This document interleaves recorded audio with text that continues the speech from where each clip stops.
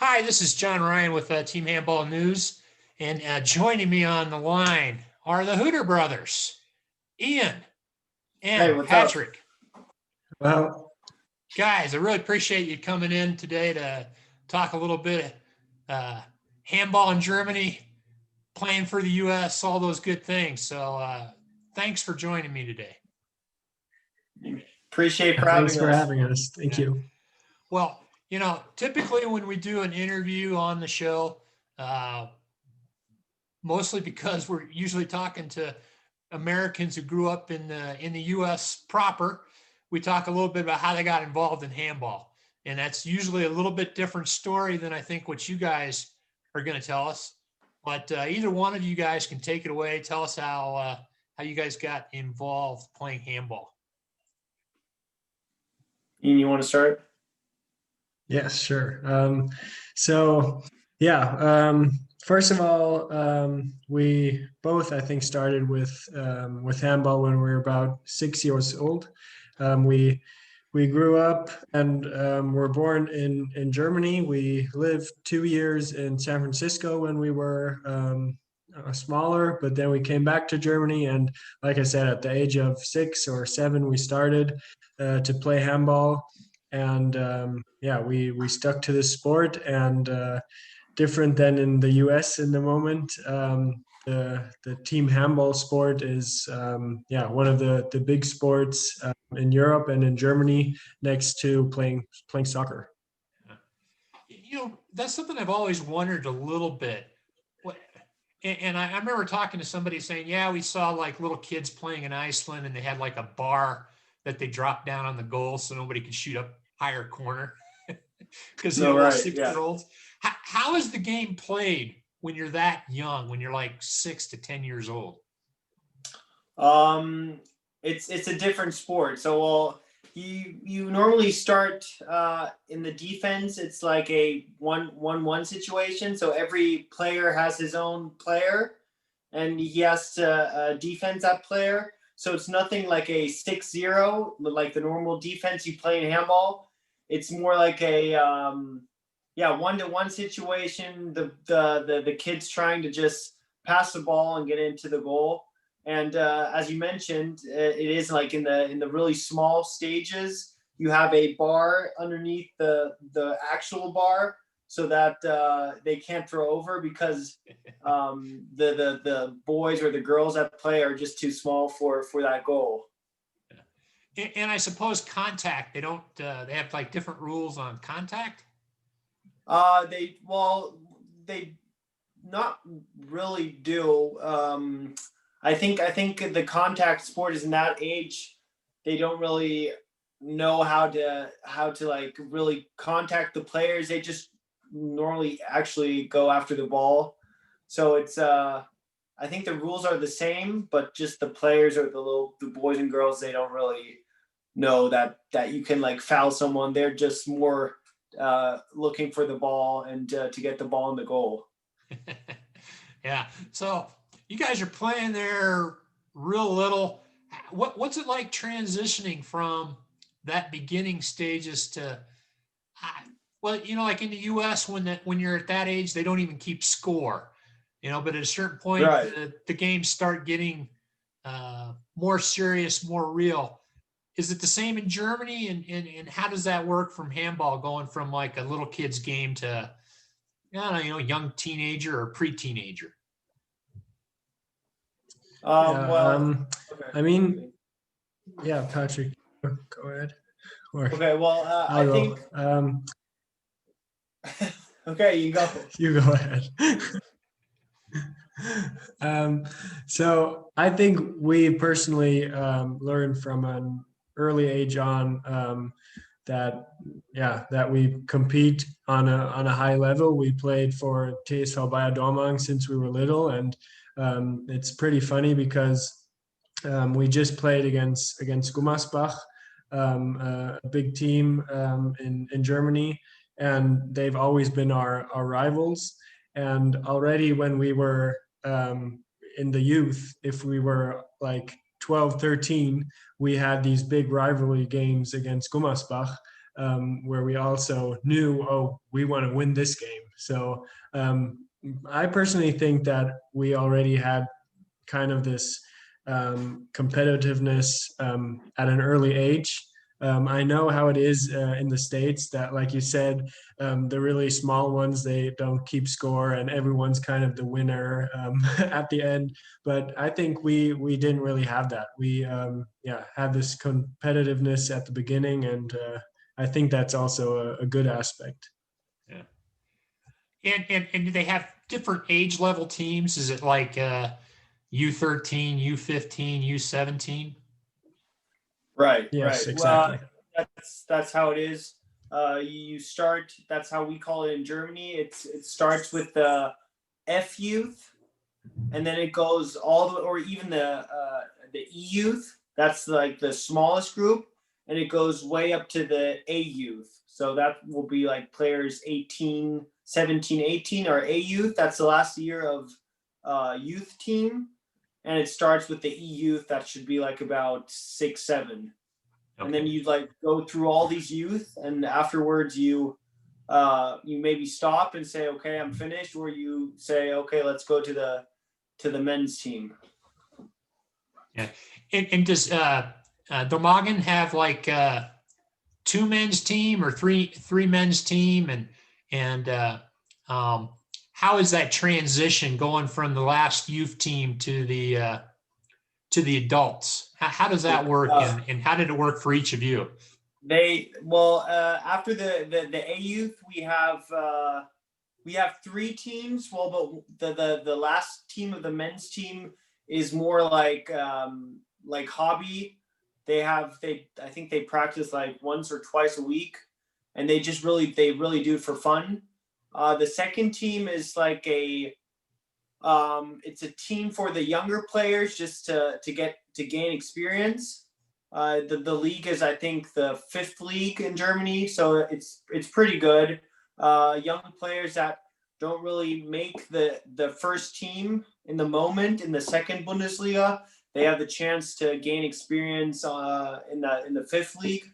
And otherwise, then the first team is at the second division in Germany.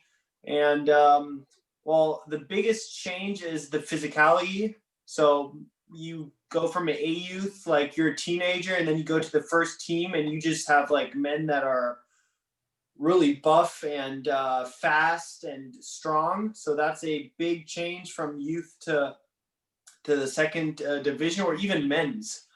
And otherwise, it's like it's faster too. Did you go from the A youth straight to the top team, or did you go to the intermediate team for a year first? We both went to the first team right away. When I went to the first team, we were playing second division. So I always had weekends where I played for the second team and the first team, just because in my first season I didn't really play that much. So it was perfect for me to just be with the first team, practice with the first team, even play maybe like 10 to 15 minutes, but then have the chance to play in the second team for 60 minutes. Yeah. So that helped. Yeah. So Ian, same sort of story for you?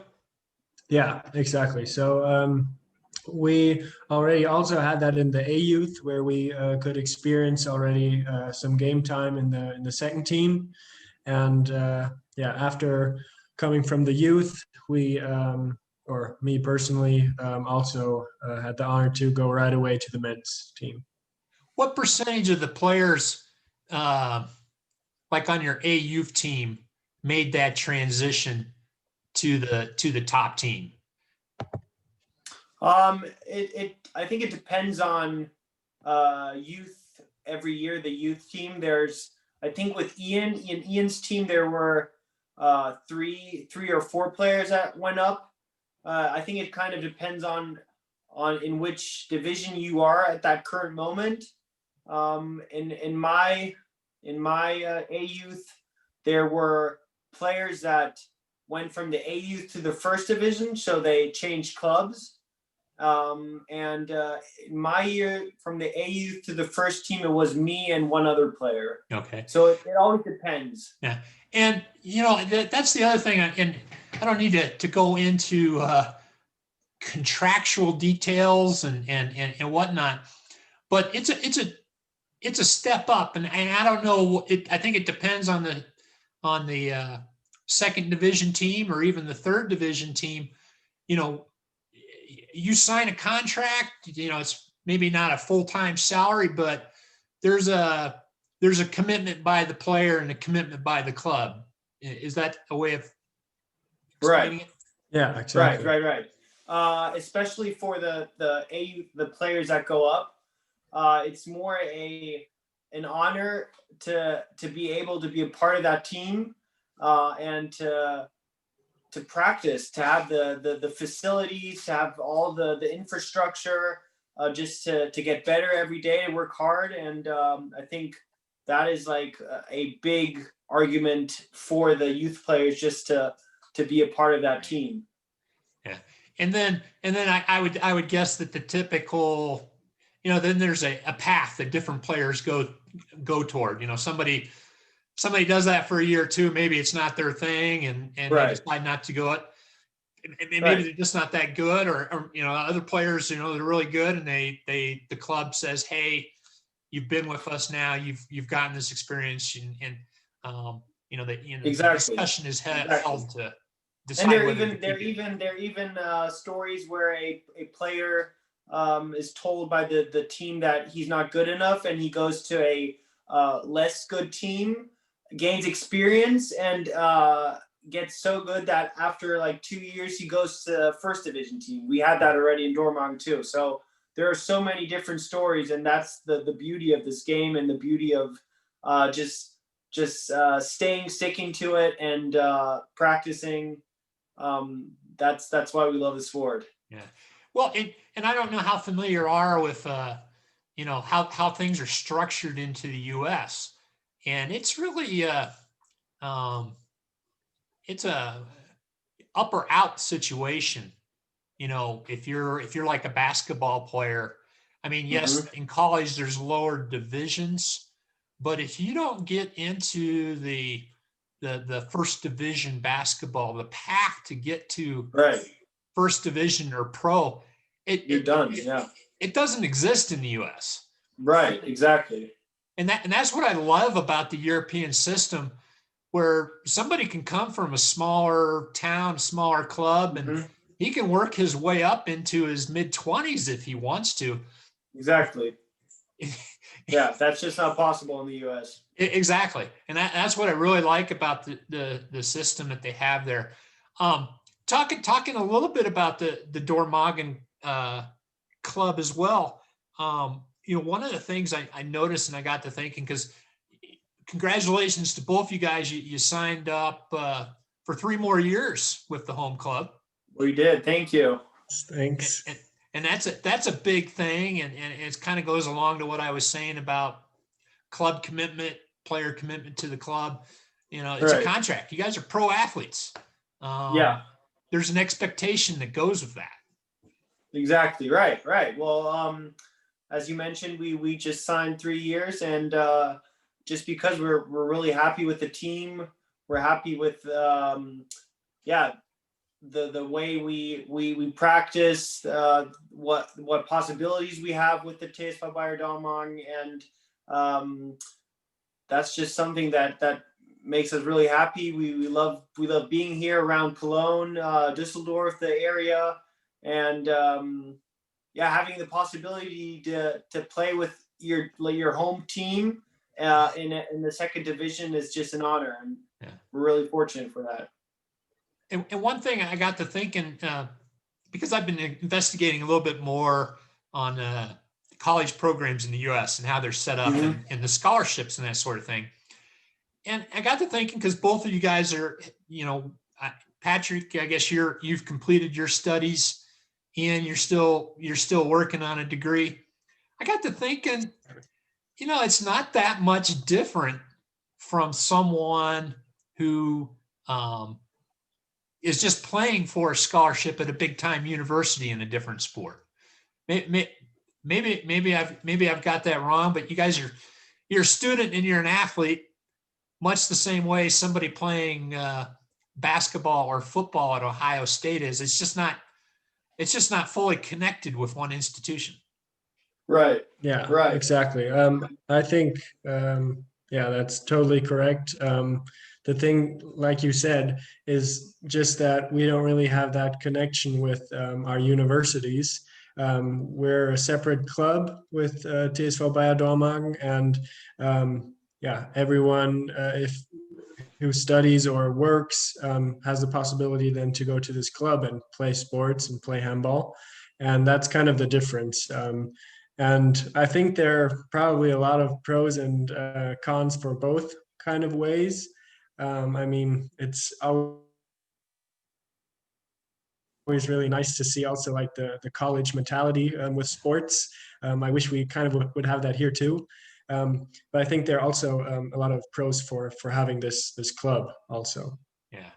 Well, the problem that the U.S. has sometime, U.S. proper, I should say, is some guys just don't want to go to college, and that's cool. Right. Except it's not cool. If you want to play basketball, you got to go to college. Right. And, Right. it's just not for everybody. Just like playing sports is not for everybody. Exactly. But, so I saw the game with Dormagen. I guess it was on Wednesday. Right. What a match. Right down to the wire. Patrick scoring the last 2 goals there to keep pace with Gummersbach. What a game. It was a great game. Well, it was a game that was fighting. We were fighting. Both teams were fighting. We had a good defense again with a great goalie. And I think at the end the 24-24 tie was okay. I think both teams deserved a point. And for us, it was more a winning point than it was for Gummersbach.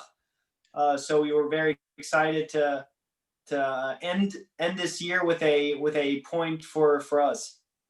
Fourth place in the table in the second division. That's right, unbelievable. So yeah, we are very excited that we've been able to contain this level in the last couple of months, and to be up there. I think if someone said like 4 months ago, you guys will be at the end of the year on the 4th place, we would sign it right away.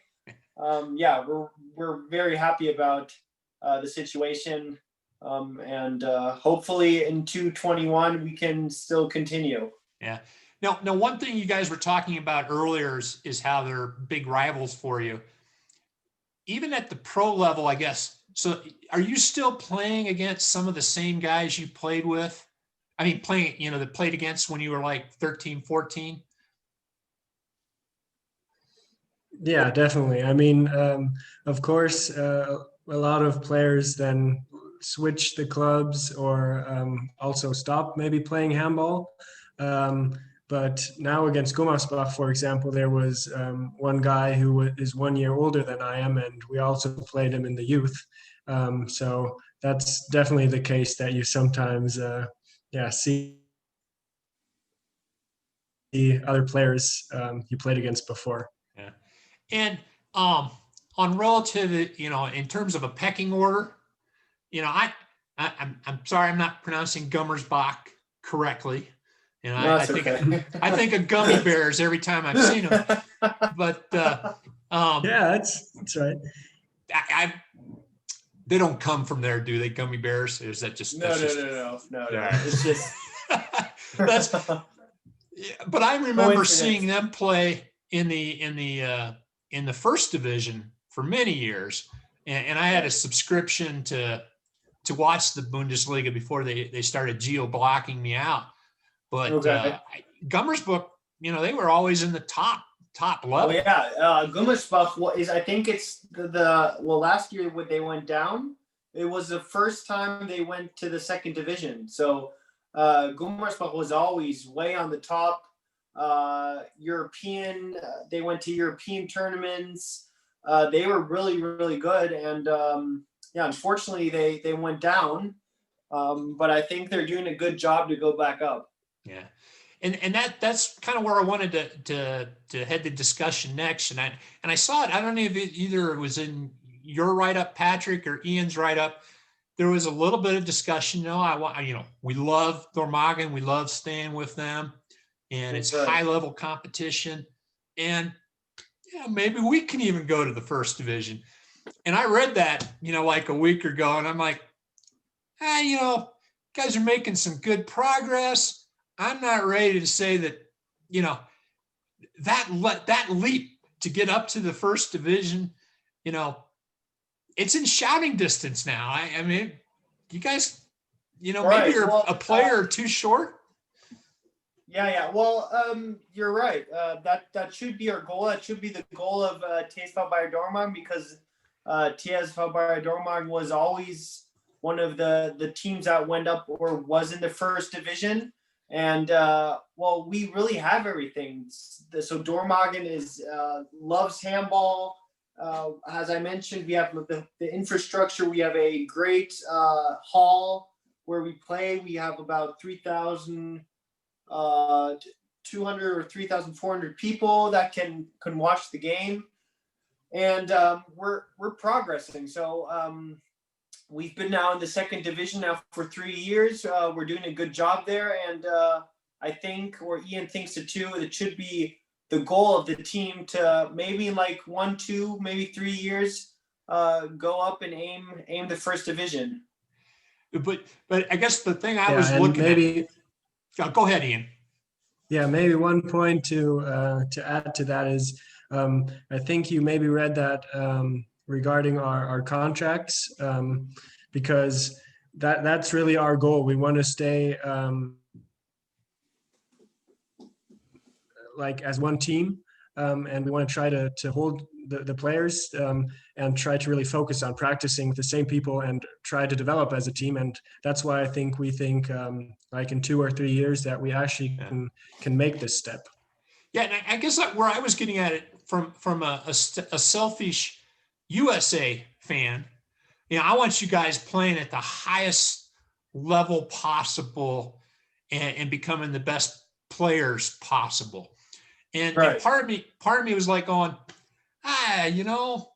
maybe Ian, maybe he could play first division. I mean, he's not going to sign with Kiel, but maybe he could play in like the lower part of the table, good situation, play against the best players. From a selfish standpoint, I was like, maybe that's a possibility. But now that I've been watching a lot of these second division games, I'm like, this is pretty high level handball too.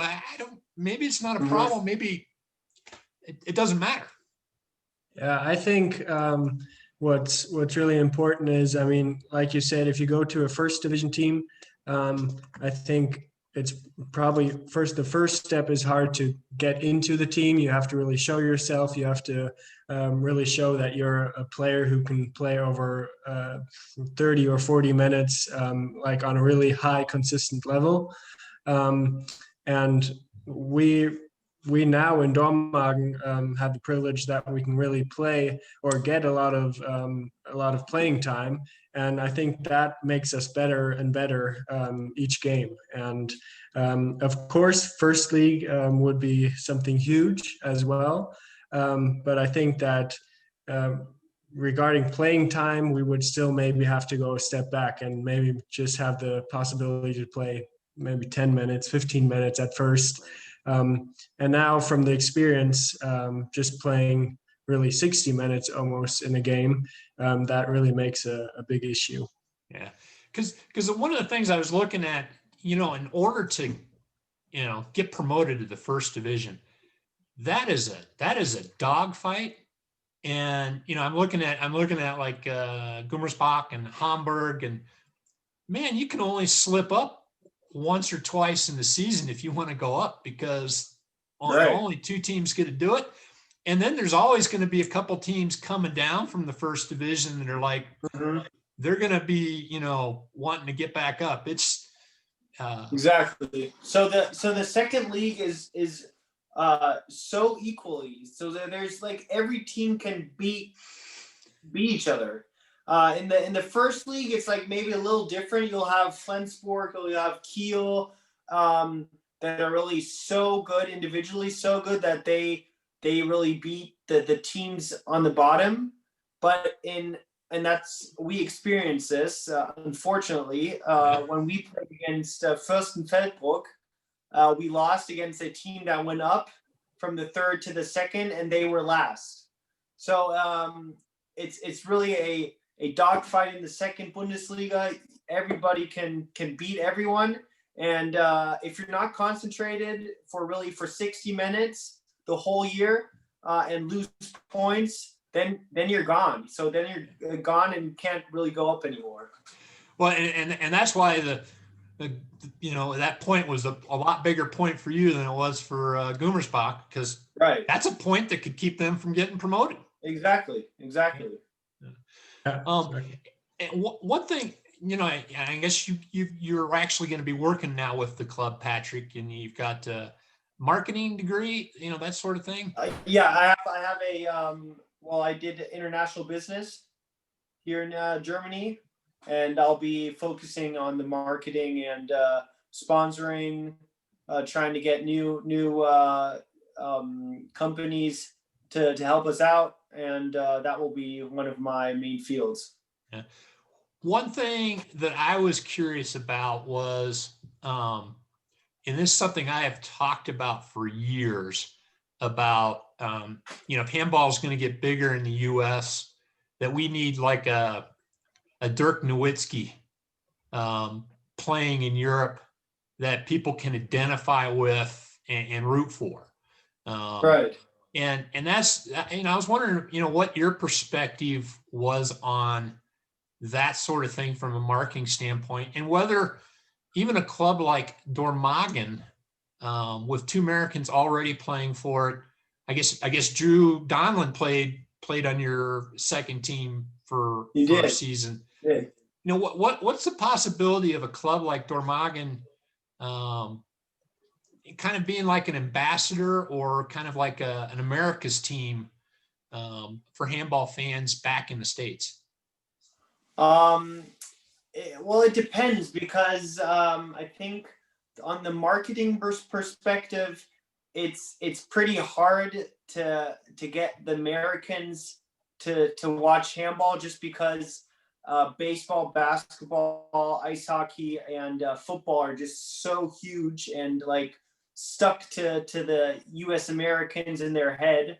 But otherwise, that's what we always said, is that handball is like a mix out of all these kind of sports, and we don't really understand why Americans don't love the sport. Well, they do. Always, if we talk to people about the sport, they're like, "Oh my God!" And we show them YouTube videos of team handball, and they're like, "Why don't we have this sport? Why don't we see this sport on television?" So I think it is a marketing issue, just that the U.S. doesn't really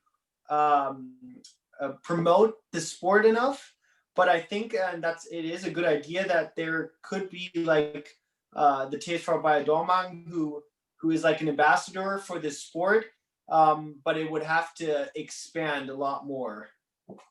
Well, I just look at some of the things like what the Houston Rockets did with Yao Ming in China. Right. And I know when I was living in France, everybody was Tony Parker this, Tony Parker that. And there were people that became San Antonio Spur fans, and Germans that became Dallas Mavericks fans. I guess, now that you have an official role with the club, I'm just wondering, doesn't it have to be a big thing? Just maybe it could. Something to think about as a possibility. Right. But let's switch gears now and actually talk about USA Team Handball, and let's talk about how you guys got involved with our national teams and the process that got you from putting on the stars and stripes and representing the U.S. Ian, why don't you take the lead? Yeah. So it all started off with our good friend Daniel Eggert, a Danish handball player who played in Dormagen with us. And he then was invited to a tournament. I think it was in New York, to play in this tournament. And he had then contact to Mark Ortega, and Mark Ortega then he asked him and said, "Hey, do you by any chance know handball players who are Americans and who play in Europe? Because we really want to try to build up a team."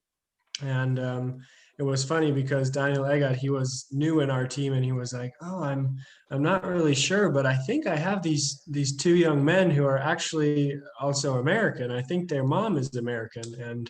And that's how everything kind of got started. Daniel Eggert, he asked us then, "And you are American, right? And you have the American passport?" And we were like, "Yeah, we do." And then yeah, Mark Ortega, he contacted us, and yeah, since then we started then. Yeah. In your first game, Ian, that was with the U.S. against Canada at Auburn. Is that correct? Yes, exactly. So we had the first time we met the national team was actually in Dormagen, where they had like a little training camp. But my first official game was in Auburn, where we played against Canada. Yeah, Yeah. that was Well, really exciting. it was really exciting for me because I had heard about a new center back for our team, and I'm like going, wow, this is great. We got somebody to uh, experienced player to distribute the ball, and he's experienced, but he's still young. And I'm like going, oh, this is a good deal. Yeah. And It's Patrick, how did you? If I remember correct, you weren't. It took a while. I don't know if there was some games or issues or whatever. You didn't play initially. No.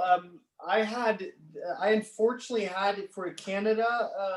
I had an overlap with my like main exams for Okay. university, so I wasn't able to postpone those exams, and that's why I still went to the training camp at Dormagen. Couldn't play Canada, but then afterwards I just went in.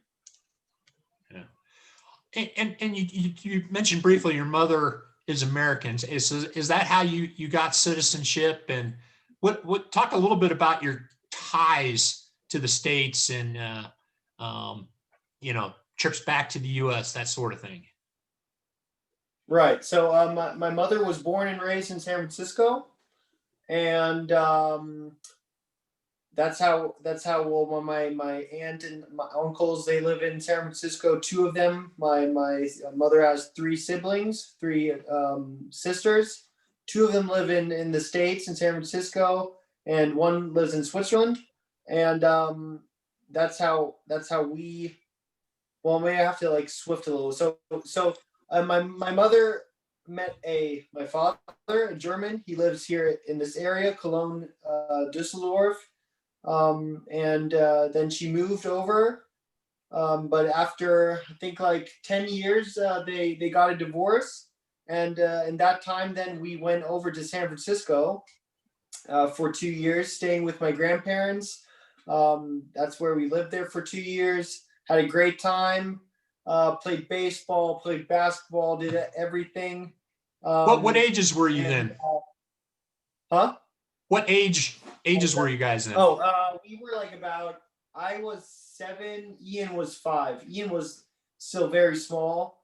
But yeah, we had a great time. And then it's a funny situation. My mother met a new man that is from the same town here in Germany. So we eventually then came back, and they are married and happily married now since 20 years. Yeah.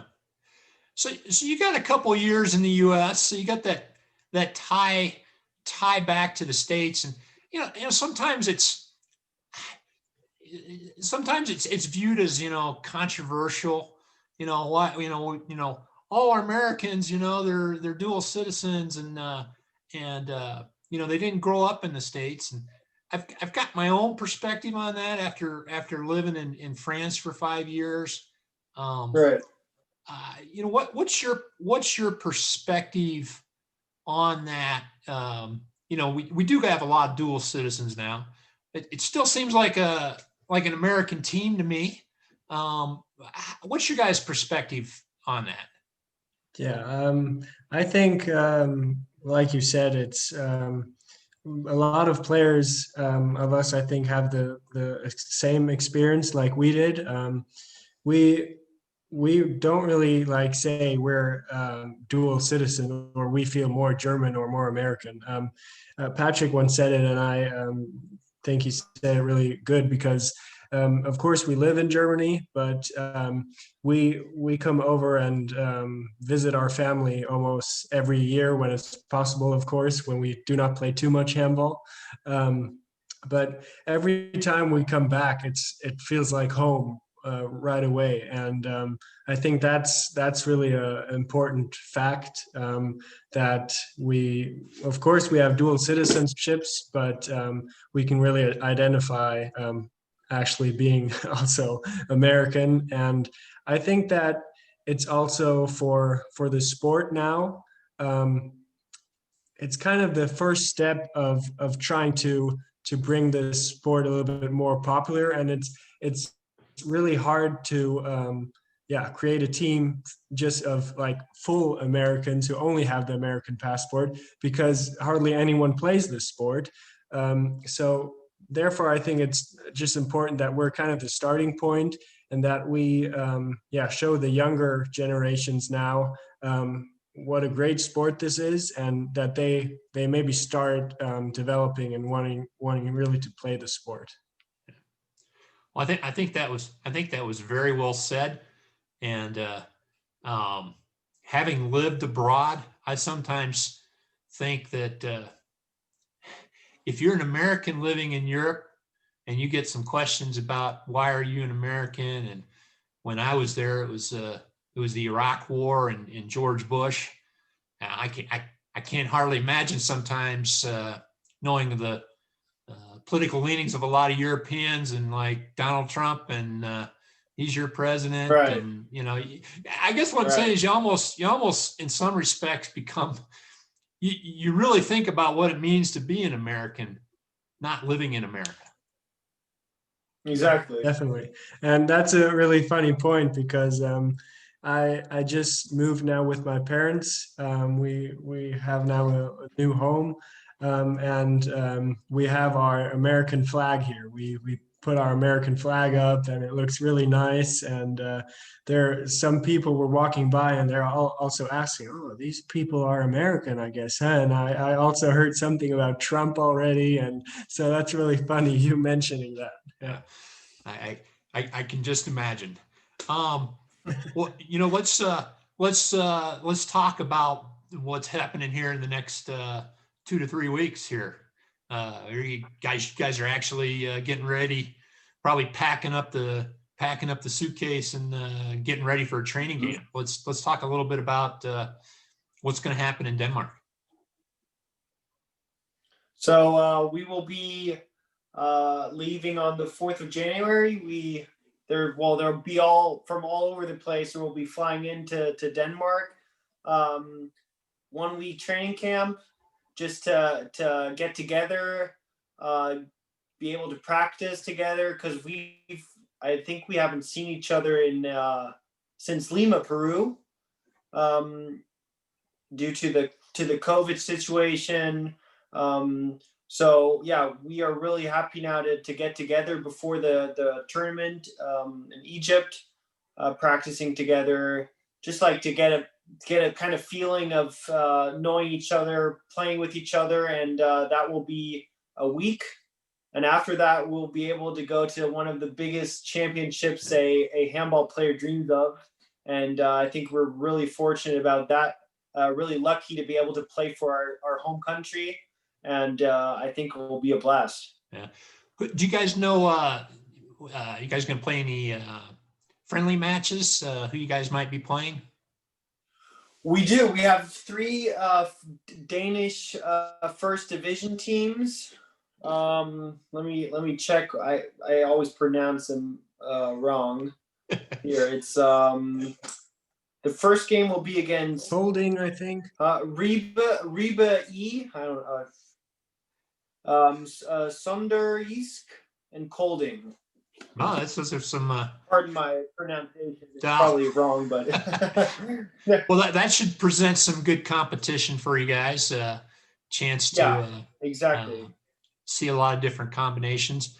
One concern I have is, like I said, I've been watching you guys play. I've seen Drew Donlan play several times with Lyon. I even saw Alex Chan play a game. I saw Paul Markowski playing in the goal and for his club in Hungary. Several guys getting a lot of good playing time, but some of the guys lower division, like I'm guessing like Sam Hodderson, he plays on a third division club, and I think they were shut down. A lot of players haven't been able to play. Is it going to be tough to take the guys that are like in fighting form and the guys that are really going to need some time to get up to speed?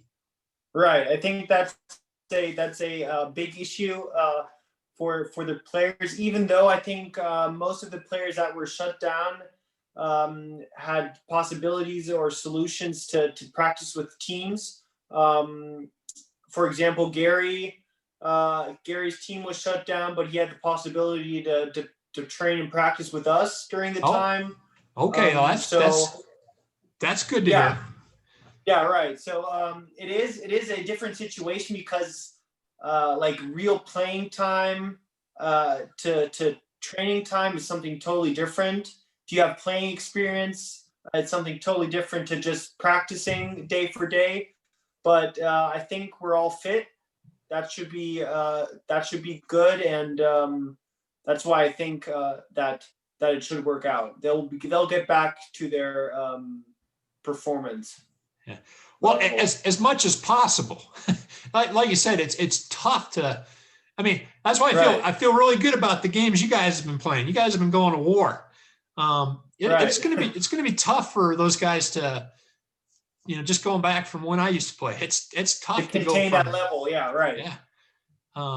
Yeah, we'll be having like 10 games if you take the 3 friendly matches with. We'll be having 10 games in 2.5 weeks. So it will be tough, not only for the players that maybe haven't been playing now in the last month, but even for us too. We've been playing since October, and we've had 13 games. I think even like 7 or 8 games in December. So it will be tough, but I think that this opportunity that we're becoming is just so huge, and we won't really be thinking about how tough it will be. Yeah. Hey, Ian, one I mentioned Alex Chan, and like I've watched a couple of his Liga basketball games. Have you had a chance to check out his play some? No, unfortunately not. But I heard a lot of positive things already about him, and yeah, I can't wait to meet him up and to play together with him now. Yeah, it should be really interesting how your styles will complement each other, and it'll be interesting to see how the coach, works his different backcourt options. From what you got from the team that you guys had in Lima, for the Pan Am games to this team, and 1 week to kind of sort that out. It's going to be interesting. There's a lot of talent there. It's going to be interesting to see how you guys can put all the puzzle pieces together, so to speak. Yeah, exactly. And the good thing about that, like you mentioned, all really young guys. So we really have a good chance to really connect with each other. I think over now more than just 1 or 2 years. We can really start developing ourselves as a team, and yeah, that's what we also, of course, want to do. We want to try to develop us and to go to LA 2028. That's the main goal. Yeah. And even just having the opportunity just having the opportunity to like now start something big for the team U.S. Handball, and I think that the World Cups is a huge opportunity for that. No disagreement here. It's a wonderful stage to play on. Let's Right. talk real brief about the first three opponents. Right out of the gate, you guys will be playing Austria, and I actually saw today that one of Austrian's backcourts actually played for Gummersbach, but I guess he didn't play against you guys because of an Achilles tendon, and then also Raul Santos, who's actually originally from the Dominican Republic of all places. Have you guys played against some of the other Austrian athletes in previously? We had an Austrian that played for Coburg, or still does play for Coburg. He now plays in the first division, but we've played him. We played against Alex Herman. He plays for second pivot from Dormagen, Antonio Juric. That will be a part of the Austrian team. So that is pretty exciting to play against your own teammate.